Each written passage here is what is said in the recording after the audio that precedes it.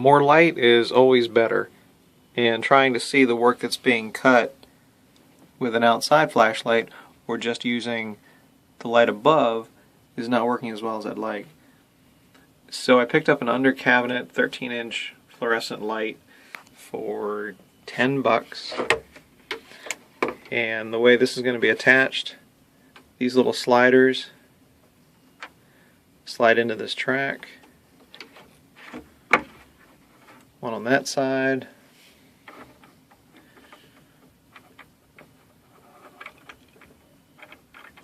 one on the other side, and these two are just going to be screwed down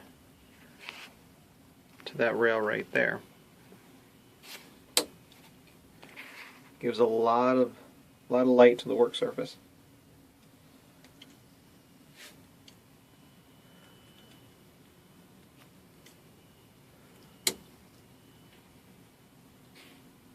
Just to provide a little bit of a buffer, looking in with the light on is pretty bright.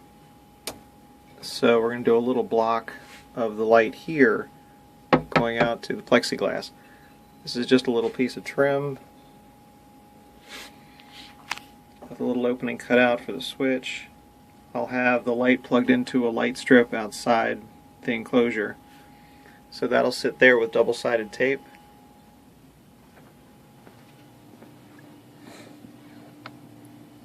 And then we'll put some of the reflective tape here on the other side. That provides some nice workspace light.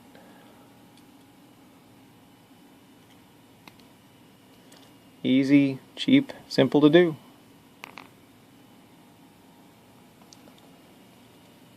To keep things simple, I've got that light plugged into the strip for the router. So when the router comes on, our auxiliary light comes on also.